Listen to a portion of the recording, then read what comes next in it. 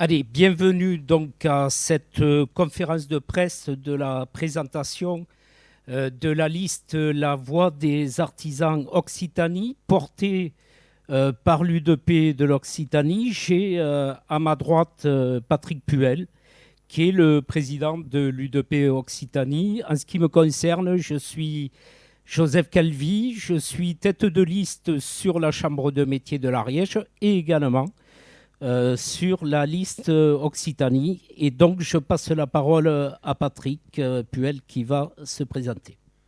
Patrick Puel, donc je suis artisan boucher à Montpellier. Je suis donc le président de l'UDP Occitanie et également président de la CGAD Occitanie qui représente les artisans de l'alimentaire. Et donc, avec Joseph, nous menons cette campagne pour les élections à la Chambre des métiers régionales. Je passe la parole à mon voisin de droite. Bonjour, Vincent Pérez, artisan chauffagiste dans l'Ariège, président de la CAPEB Occitanie. Je passe la parole derrière moi. Bonjour, Eric Aforti, je suis artisan maçon à Millau dans le Gard et je me présente pour les élections Chambre des métiers du Gard. Bonjour, Pierre Azéma, artisan boucher installé à Rodez dans l'Aveyron. J'ai 37 ans et je me présente pour être tête de liste sur le département de l'Aveyron. Bonjour, Mathilde Soulier, esthéticienne à Mende dans l'Osaire.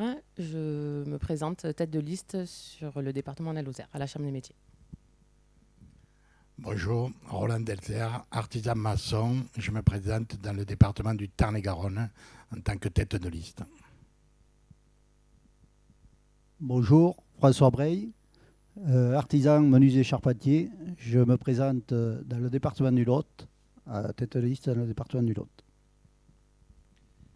Bonjour, je suis Daniel Pugès, maître artisan électricien installé depuis 1988 dans le département des Hautes-Pyrénées et je suis sur la liste La Voix des artisans, tête de liste pour le département 65. Bonjour, Robert Bassols, mécanicien carrossier à Elne dans le département des Pyrénées-Orientales et je me présente comme tête de liste sur ce même département. Bonjour, Lucien Morost, artisan plombier dans le 31, Haute-Garonne. Je suis tête de liste, bien sûr, pour ce département.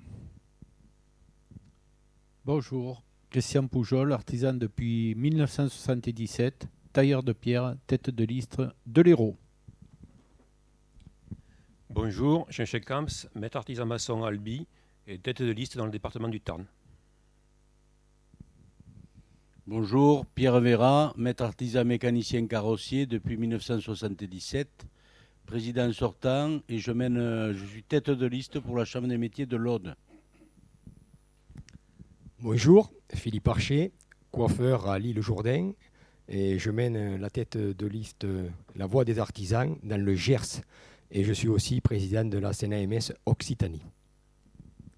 Très bien. Donc, ce que je vous propose, c'est dans un premier temps de commencer à vous donner les positions de notre liste La Voix des artisans. Et avec mon ami Patrick Puel et l'ensemble des têtes de liste pour cette élection Chambre de métiers, donc je vous donne là les premières positions et n'hésitez pas à nous interpeller, nous répondrons au fur et à mesure à vos questions. Donc, un des premiers enjeux importants pour cette élection, c'est que nous avons l'intention de mutualiser les moyens des CMA pour optimiser le service aux artisans. Nous nous opposerons à la fusion des chambres de métiers et des CCI pour continuer à défendre les spécificités des entreprises artisanales. Donc, peut-être avant de vous donner le deuxième engagement, y a-t-il des questions sur cette première position? S'il n'y a pas de questions, la deuxième position, c'est que nous assurerons un service de proximité à chaque artisan au plus près de son lieu d'activité par l'intermédiaire de la chambre de niveau départemental et des commissions locales. C'est-à-dire choisir le fait que ces élections et la création d'une chambre de métiers régionale soient au service d'une proximité encore plus importante qu'auparavant. Donc là, c'est un des enjeux essentiels. On a tous dans nos départements des territoires ruraux et que les artisans de l'ensemble des territoires sachent que nous serons à leur service et au plus près de la proximité. Nous garantissons une gestion permanente des centres de formation d'apprentis, CFA, afin qu'ils répondent efficacement aux besoins en compétences des entreprises artisanales et au plus près, évidemment, des évolutions des métiers.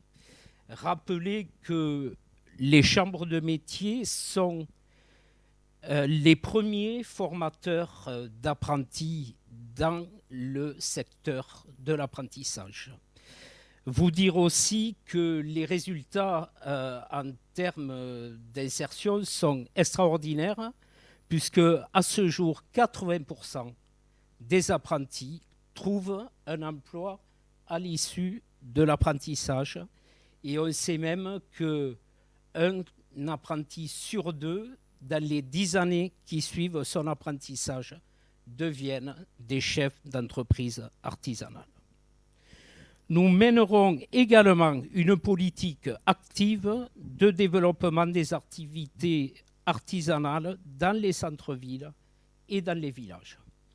Là, il est évident que pendant quelques années, il y a eu une politique qui a vidé les artisans et les petits commerçants des centres-villes. Aujourd'hui, on se mobilise déjà depuis plusieurs années pour ramener une force économique dans les centres-villes et dans les centres des villages. Nous placerons au cœur de notre action la simplification des formalités administratives, notamment en défendant le principe d'une déclaration unique et simplifiée pour toutes les administrations. Nous renforcerons l'accompagnement des artisans, des porteurs de projets et des créateurs repreneurs d'entreprises artisanales. Nous défendrons également auprès des collectivités territoriales un aménagement commercial et urbain adapté à l'activité des artisans, régulation des ouvertures de grandes surfaces, stationnement en zone de chalandise et qui ne fasse pas obstacle à leur déplacement, restriction de trafic et zones à faible émission. Donc là, nous avons énuméré l'ensemble des positions fortes de la liste La Voix des artisans Occitanie. Donc nous vous proposons donc de répondre à vos questions, s'il y a évidemment des questions.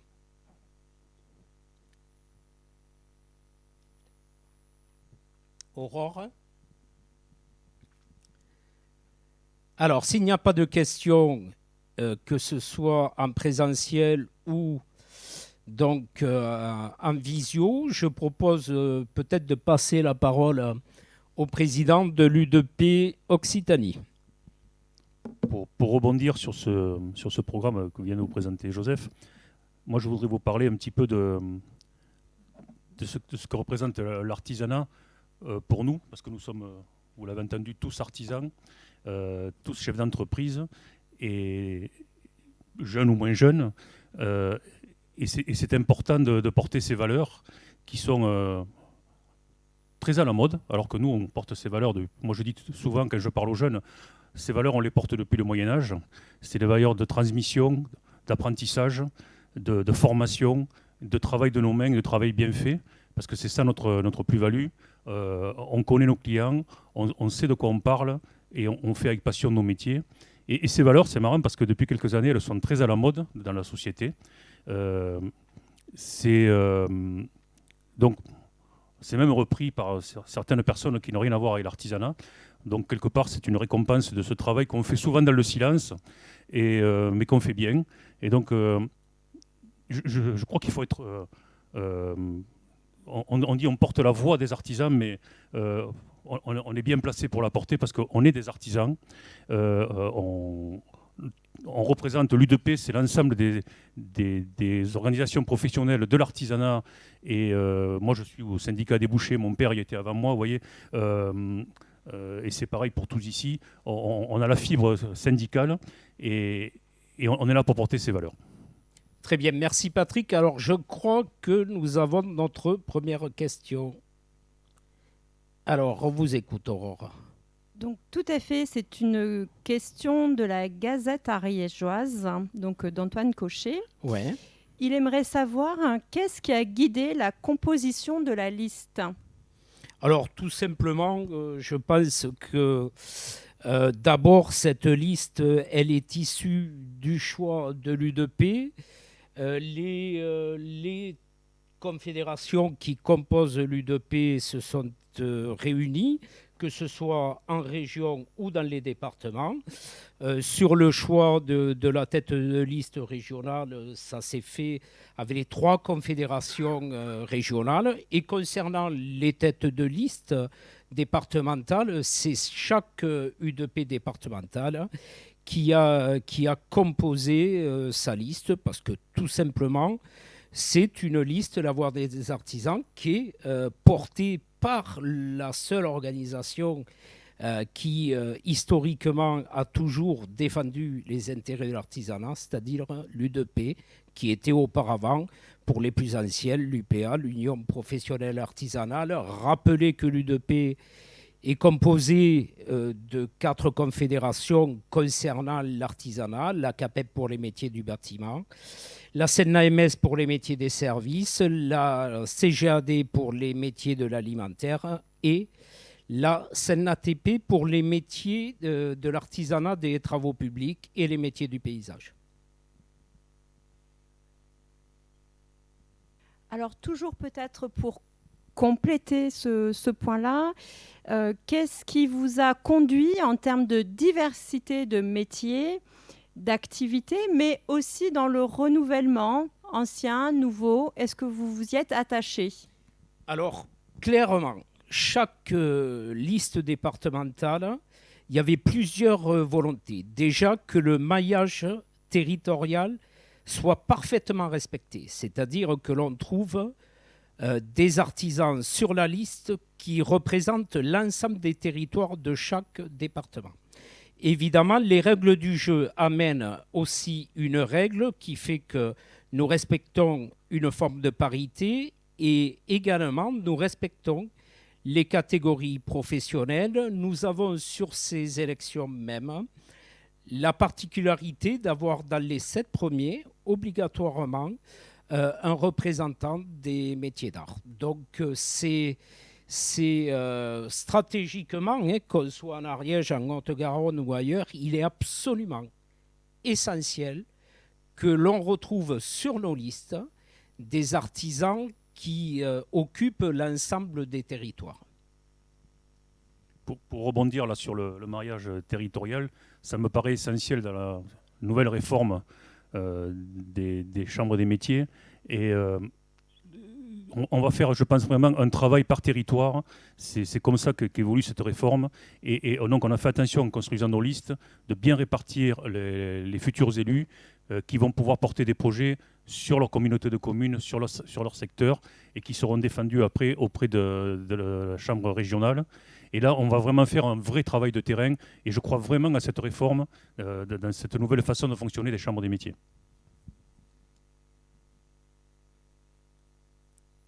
Alors, Aurore, il n'y a plus de questions. Y a-t-il par ailleurs d'autres questions? Il n'y a pas. En présentiel non plus. Alors, qu'est-ce que l'on fait? Est-ce que l'on attend? Est-ce qu'il est susceptible? On peut avoir d'autres questions ou... Alors, peut-être ça peut être intéressant encore pendant 10 minutes, un quart d'heure, Ouais. de rebalayer quelques points. revenir peut-être un peu plus longuement sur la fusion ou pas avec la CCI et peut-être sur quelques projets sur la formation et l'apprentissage. D'accord. Bon, tout le projet que certains peuvent avoir de fusionner les CCI et les chambres de métier, c'est que c'est un sujet qui a déjà été abordé à un moment. Donc l'on sait que nous allons affronter des listes qui sont menées par des organisations professionnelles qui pour la plupart sont aussi élus dans les CCI et sont même majoritaires dans les CCI. Alors évidemment, le fait qu'à un moment certains présidents de CCI aient proposé qu'il y ait eu une fusion avec les chambres de métier nous a particulièrement inquiétés parce que si cette situation devait être vécue un jour, ça serait une véritable catastrophe pour le secteur de l'artisanat. La spécificité de l'entreprise artisanale, c'est le métier et les savoir-faire. Et c'est quelque chose de spécifique. Historiquement, si on peut faire le lien avec l'apprentissage, on est l'essentiel des maîtres d'apprentissage dans le secteur de l'apprentissage dans l'artisanat. Donc il est important de renforcer tout ça. Je rappelle souvent que, notamment en Ariège, et aussi aujourd'hui, on peut le dire, en Occitanie et dans l'ensemble des départements, l'artisanat est la première entreprise de l'Ariège, de l'Occitanie, du Gers et de l'ensemble des départements d'Occitanie. Donc c'est quelque chose qu'on doit préserver, mais on doit aller au-delà. L'objectif, c'est de développer l'apprentissage pour pouvoir également retransmettre tous ces savoir-faire et avoir une vraie politique de développement de l'artisanat. Je m'aperçois notamment dans la ruralité qu'il y a quand même des possibilités de création d'emplois et de développement économique dans des zones qui avaient été oubliées pendant quelques années, qui sont, je crois, un atout. On y travaille déjà, et pour ceux qui sont élus, on y travaille depuis quelques années. L'objectif, c'est d'aller encore plus loin. Alors, j'ai quelques questions qui sont en train d'arriver. La première, pour compléter un petit peu sur la mutualisation des moyens, qu'est-ce que vous entendez par cette mutualisation? Et un second point sur l'aménagement commercial. Quelle est votre position sur tout ce qui est piétonisation des centres-villes, les plans de circulation? Voilà, dans un premier temps. Alors, sur la première question, Aurore, c'était la mutualisation des moyens. Alors, tout simplement, il ne faut pas qu'il y ait de confusion, puisque la mutualisation, elle est uniquement sur des moyens. L'objectif, c'est de mutualiser un budget pour servir au mieux la proximité. Donc, tout simplement, il faut que ce principe-là ramène demain encore plus de moyens à l'Ariège, à la Lozère, au Gard. C'est tout simplement s'organiser pour gérer un budget en commun pour, quelque part, que chaque territoire soit gagnant et que chaque dynamique territoriale amène à la région, mais que la région construise aussi la dynamique territoriale. C'est juste une organisation.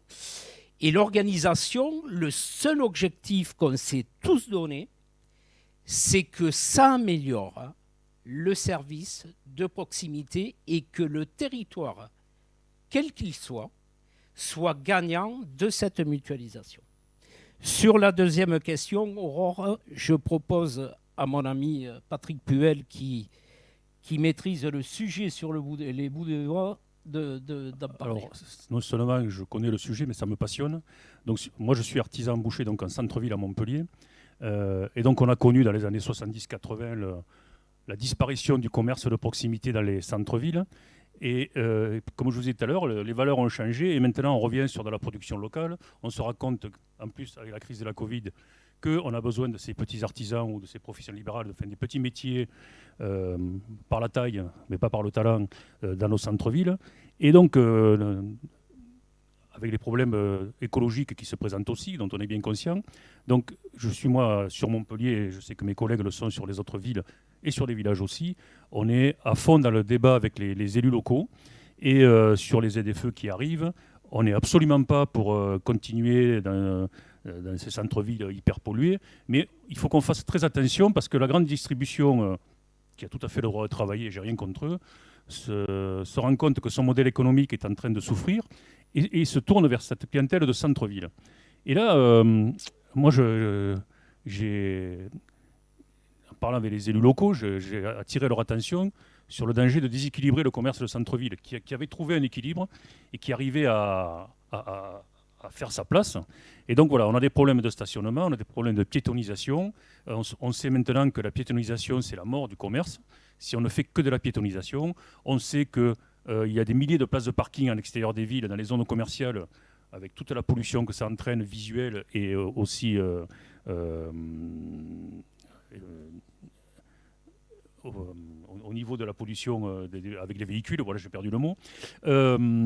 Et nous, en centre-ville, nos clients ne peuvent pas se garer, ou alors ils payent très cher le parking. Donc voilà, on fait un vrai travail sur le parking, sur les véhicules propres, par exemple sur le transport, sur les taxis qui font partie de nos organisations. Voilà, on essaie de négocier avec les villes des problématiques sur les changements de véhicules, sur nos livraisons, sur nos déchets. On est vraiment très impliqués, nous les artisans, les organisations artisanales, dans le dialogue avec les mairies. Et on porte ça parce qu'on connaît parfaitement nos secteurs. Moi, je sais que sur Montpellier, j'en ai parlé avec le maire et président de la métropole, avec les différents techniciens de la métropole de Montpellier. Et ils sont très à l'écoute de ce qu'on est prêt à leur proposer. On a déjà fait des propositions et je pense qu'on est les seuls à pouvoir expliquer ce qu'on vit tous les jours. Moi, je dis souvent, je n'ai pas besoin de descendre dans la rue, j'y suis tous les jours dans la rue. Donc, les élus sont, et ça c'est une chance à l'heure actuelle, se rendent compte qu'on est important pour la vie sociale des centres-villes et des centres-bourgs, parce que c'est pareil dans les villages, et qu'en fait, on est très créateur d'emplois. Parce qu'à chiffre d'affaires équivalent, on emploie 3 fois plus de personnes que la grande distribution. C'est nous, par exemple, je cite encore notre département, on est capable d'insérer des jeunes ou des moins jeunes d'ailleurs, en difficulté parce qu'on vit au milieu de nos salariés, quoi. On n'est pas dans le bureau à l'étage, ou on n'est pas à 40 km dans une succursale. Voilà, on est au cœur de nos métiers, on est au cœur de nos rues, au cœur de nos villages. Et voilà, ce qu'il faut arriver à faire, c'est convaincre nos élus, mais je pense qu'ils y sont de plus en plus prêts, à développer du parking, de l'offre commerciale équilibrée. Moi, les grandes surfaces reviennent vers les centres-villes avec les Carrefour Market, etc. Oui, mais en faisant attention à ne pas déséquilibrer le tissu local, en mettant des limites à ces gens-là. Nous formons vraiment des gens par l'apprentissage, ce que disait Joseph, à des métiers, à des vrais métiers. Ils sont capables d'être autonomes, ils sont capables un jour ou l'autre de reprendre une entreprise. Ce n'est pas le cas dans d'autres secteurs économiques où on forme à la va-vite des gens qui sont capables de faire une seule tâche. Très bien. Aurore ? Alors, d'autres questions qui arrivent. Pouvez-vous rappeler les grandes lignes de la réforme des chambres des métiers ? Et peut-être un autre point sur le guichet unique et la simplification administrative. Alors, il y a Eric Aforti qui voulait dire 2 mots sur le même sujet. Je voulais apporter un témoignage. Moi, on parle de pouvoir se garer, on parle du petit commerce, mais il ne faut pas oublier non plus les gens du bâtiment. Les gens du bâtiment qui travaillent en plein centre-ville et qui sont vraiment impactés par tout ce qui est zone piétonnière et compagnie, parce que vous ne pourrez plus rentrer de véhicules. Vous avez le droit de rentrer des véhicules de 7h du matin jusqu'à 9h. Là, c'est ce qui s'est fait dernièrement sur le Gard. En 2 heures, je mets au défi quiconque de pouvoir faire une toiture, de pouvoir faire travailler des gens 8 heures sur le toit, en pouvant se garer que 2 heures. Donc ça, c'est pareil, c'est quelque chose, c'est une grosse problématique. On y travaille déjà pas mal sur le département du Gard, mais je pense que ça va être sur l'ensemble de la région qu'il va falloir à l'esprit qu'il faut que les centres-villes restent et soient accessibles à tous les camions et à toutes les entreprises du bâtiment aussi, parce que sans entreprises du bâtiment, on ne peut pas rénover des centres-villes, on ne peut pas rénover des toitures, des façades, des commerces. Et donc ça, il faut l'avoir à l'esprit. Merci Eric. Donc sur la simplicité administrative, bon là, très franchement, c'est un vieux sujet. L'objectif demain, c'est que les chambres de métier soient parfaitement moteurs de cette simplification administrative. Alors la simplification, ça peut être de plusieurs façons. Ça peut être le modèle numérique, mais qui dit le modèle numérique veut pas dire qu'il n'y aura pas d'accompagnement. Moi, je viens d'un département où il y a encore des zones blanches, donc l'objectif, c'est de travailler tous ensemble pour imaginer un système qui facilite la création d'emplois, qui facilite la création d'entreprises sans que ça devienne quelque part un système entre guillemets ultralibéral comme on a pu connaître à une époque. C'est-à-dire, le principe, c'est simplification, mais quand même accompagnement vers le suivi et tout ce qui est administratif, mais aussi un accompagnement pour être au plus près des entreprises en ce qui concerne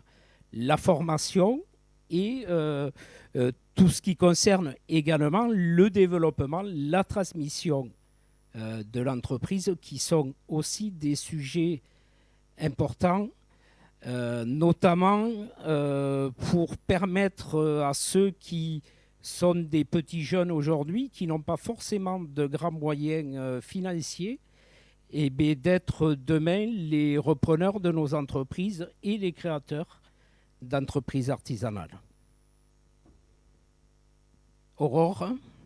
Alors, une nouvelle question qui aborde un autre point, qui est celui de la transmission reprise. Quelles actions pensez-vous pouvoir mener ou allez-vous mener pour faciliter cette transmission reprise, sachant ou connaissant la pyramide des âges de l'artisanat? Alors, nous avons la chance, justement, en Occitanie, grâce à un logiciel qui s'appelle Géométier, qui a été créé par la Chambre de métier du Tarn-et-Garonne, de connaître exactement le nombre d'artisans, de salariés, de maîtres artisans, d'apprentis, territoire par territoire, que ce soit dans des villes, des villages, des communautés de communes, quel que soit le territoire, nous avons les chiffres précisément. Ce qui nous permet d'anticiper les reprises d'entreprise et d'avoir un travail lorsque l'artisan a 55 ans, soit il y a un projet en interne qui peut être un salarié, ça peut être aussi un enfant, et s'il n'y a pas de projet de reprise, nous l'accompagnons pour amener, pour trouver quelqu'un pour reprendre ces entreprises. Nous avons également un partenariat qui est parfois compliqué, mais avec les banques, parce que c'est ce que je vous rappelais tout à l'heure. L'objectif, il est que le petit jeune qui a plein de talent, qui a son CAP en poche et qui peut très bien reprendre l'entreprise et la développer, ou qui peut très bien créer une entreprise, il faut absolument qu'on l'accompagne pour qu'il ait les financements nécessaires. Donc, c'est un travail qui s'est, ces dernières années, un petit peu compliqué par la frilosité, quelque part, des banques. Donc, nous travaillons que ce soit avec les banques, la Banque de France, mais également avec les politiques pour que demain, on fasse savoir tout simplement que prêter de l'argent à un jeune plein de talent, mais qui n'en a pas sur son compte à l'heure actuelle, et bien quelque part, c'est investir pour demain, parce que c'est aussi la belle entreprise de demain, celle qui va créer des emplois, qui va former des apprentis. Donc je crois que voilà, c'est un sujet qui nous tient à cœur, et nous allons maintenir une action extrêmement importante dans le travail de la transmission et la reprise d'entreprise. Oui, Roland Delzer du Tarn-et-Garonne. Oui, je voudrais quand même pas passer sous silence, et juste pour finir de compléter, l'aide du conseil régional à l'heure actuelle qui peut éventuellement monter jusqu'à 70 000 euros pour compenser le salaire du repreneur, quoi. Absolument. Donc, je pense qu'il faudra encore faire connaître plus ces aides-là et puis les développer, bien entendu. Absolument. Et juste pour ajouter un petit mot sur ce sujet qui recoupe un peu ce que je vous disais tout à l'heure, sur les centres-villes et les centres-bourgs, les chambres des métiers et les OP ont l'habitude de parler avec les élus locaux qui proposent souvent des commerces ou des emplacements à tarif réduit qui permettent aux jeunes de s'installer. Et ça, il faut continuer à porter cette parole. Parce que l'artisan, on s'est rendu compte qu'il n'était pas là au moment de la crise. Ça a été le côté bénéfique de la chose. Parce qu'on est tellement au milieu de la population qu'on finit par ne plus nous voir parfois. Et les élus, il ne faut pas hésiter à leur rappeler le nombre d'emplois que l'on représente. Donc les chiffres sur l'Occitanie et l'artisanat, qui est le premier secteur économique, je vais les reprendre, c'est quand même 180 000 entreprises et 400 000 emplois. Donc je pense qu'on est quand même les premiers en Occitanie, les premiers en France, première entreprise de France, c'est pas une légende. Et il faut le rappeler sans arrêt aux élus. Et sur la région, comme tu le disais Roland, on a des élus qui sont bien conscients de notre poids économique et de notre rôle social. Et il faut continuer à développer ces partenariats pour nos jeunes et pour nos entreprises. Voilà, Aurore, donc une autre question. Une autre question. Pouvez-vous faire un point sur l'artisanat au sortir de la crise Covid, ou en tout cas de cette dernière étape de la crise Covid? Alors, on peut faire un point sans problème. À part que la vérité d'aujourd'hui ne sera pas forcément celle de demain. Certains secteurs ont été évidemment plus impactés que d'autres. Je pense à nos amis restaurateurs, certains métiers de service avec pendant un moment des boutiques qui ont été fermées. Le secteur du bâtiment qui, pour la plupart, les entreprises au début de la crise, sur une période d'un mois, un mois et demi, n'ont pas travaillé. Donc, pour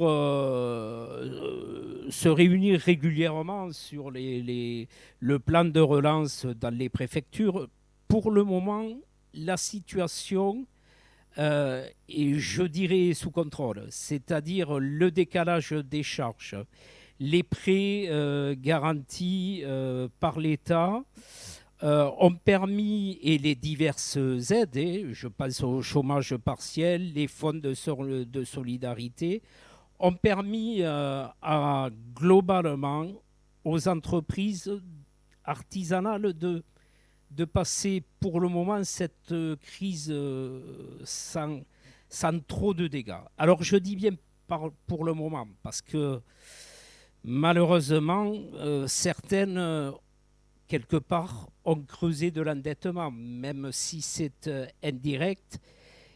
On est très vigilant pour voir ce qui va se passer dans les 12 mois qui vont suivre. C'est là qu'il faut être au plus près des entreprises, des situations, et surtout repérer le plus rapidement possible les entreprises qui sont rentrées dans la difficulté, pour qu'on travaille évidemment avec les services de la préfecture, mais également avec les politiques pour trouver des solutions pour éviter le plus possible des défaillances d'entreprises.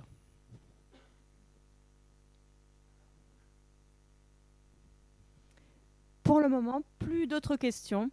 Bon, ben, s'il n'y a plus d'autres questions, je vais donc vous remercier d'avoir été présent à cette conférence régionale. Il y aura évidemment des conférences de presse dans chaque département. Pour ce qui concerne, par exemple, l'Ariège, c'est mercredi, Monsieur Pérez, la conférence de presse.